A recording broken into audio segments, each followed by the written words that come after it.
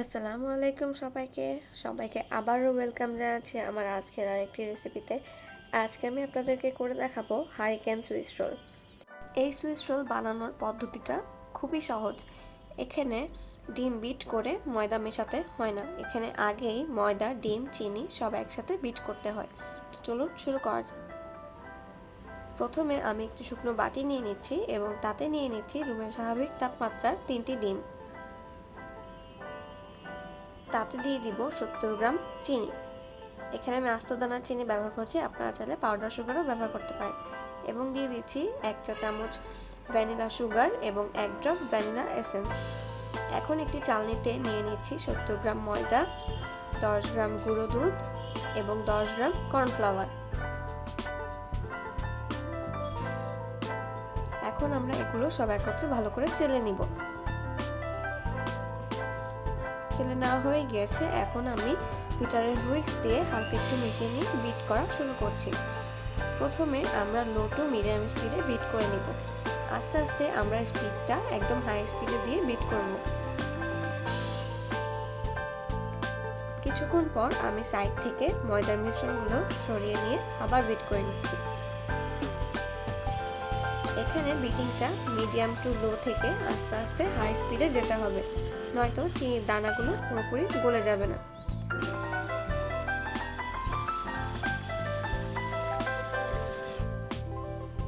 এ পর্যায়ে আমি দিয়ে দিব 90 গ্রাম মেল্টেড বাটার।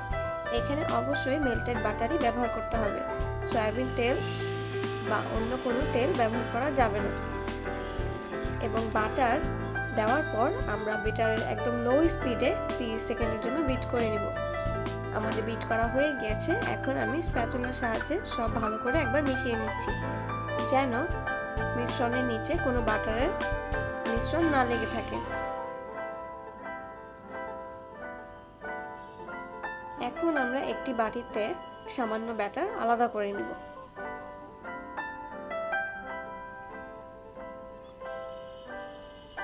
এতে দিয়ে দিচ্ছি 1 ড্রপ চকলেট পেস্ট। এখন আমরা ভালো করে মিশিয়ে নিচ্ছি। এখানে আপনারা চকলেট পেস্টের বদলে যে কোনো পছন্দ মতো কালারও ব্যবহার করতে পারেন। এখন আমি চকলেটের মিশ্রণটি একটি পাইপিং ব্যাগে ঢেলে নিচ্ছি।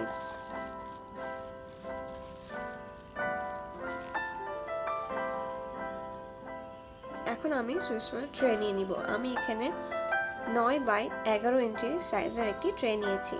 ট্রেতে আমি প্রথমে ভ্যানিলা ব্যাটারটুকু ঢেলে দিচ্ছি। স্প্যাচুলার সাহায্যে চারিপাশে সমান করে ছাড়িয়ে দিতে হবে। ব্যাটারটা পুরোপুরি ছাড়ানো হয়ে গিয়েছে। এখন আমি পাইপিং ব্যাগের মিশ্রণটা ওপরে দিয়ে দিচ্ছি। দিয়ে আমরা একটা কাঠির সাহায্যে জিগজ্যাগ ভাবে লাইন টেনে নিব। আমার পুরোপুরি কেকের ব্যাটারটা রেডি হয়ে গেছে। এখন আমরা এটা বেক করে নিব 170 ডিগ্রিতে 20 মিনিট। 20 মিনিট পর দেখতে পাচ্ছেন আমার কেকটি পুরোপুরি হয়ে গেছে।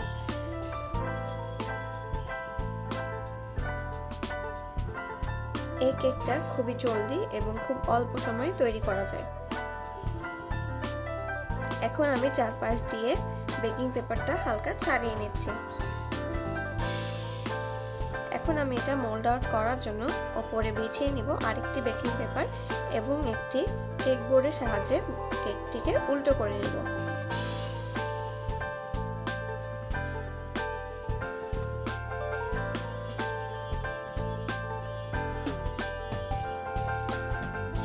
এ পর্যায়ে কেকটা অনেক গরম থাকবে, কাজটা সাবধানে করার চেষ্টা করবেন।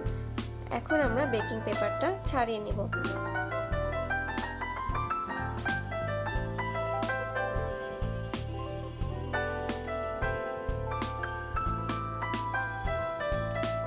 কেক হালকা ঠান্ডা হয়ে এলে আমরা ব্রেড নাইফের সাহায্যে সামান্য হালকা করে দাগ কেটে নিব।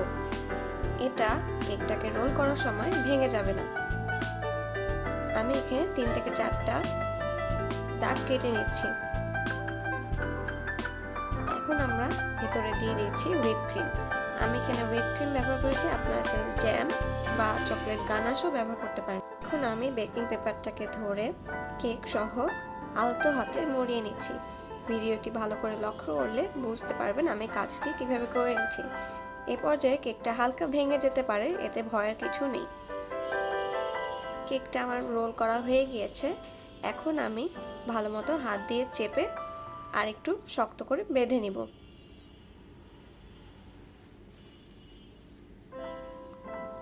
এখন আমি স্ক্র্যাপার দিয়ে চাপ দিয়ে কেকটা আরো মজবুত করে রোল করে নিচ্ছি যেন খুলে না যায়।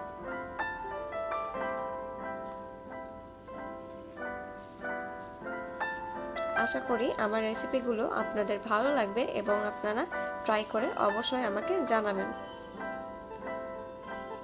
আমার কেকটা পুরোপুরি রোল করা হয়ে গেছে। এখন আমি দুই সাইডগুলো মুড়িয়ে দিয়ে ফ্রিজে ঠান্ডা হতে দিব 30 মিনিটের জন্য। 30 মিনিট পর আমি কেকের বেকিং পেপারটাকে খুলে নিয়েছি এবং আপনাদের কেটে দেখাচ্ছি হারিকেন ইফেক্টটা এসেছে কিনা।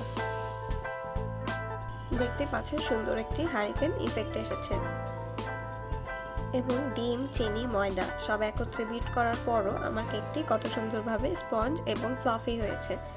আশা করি আপনাদের রেসিপিটি ভালো লাগবে। রেসিপিটি ভালো লাগলে অবশ্যই ভিডিওতে একটি লাইক দিয়ে আমার চ্যানেলটিকে সাবস্ক্রাইব করবেন এবং পরবর্তীতে আপনারা আরও কীরকম ভিডিও দেখতে চান বা কীরকম রেসিপি চান তা আমাকে অবশ্যই জানাবেন। তো আজ এ পর্যন্তই, দেখা হবে পরবর্তী কোনো রেসিপিতে।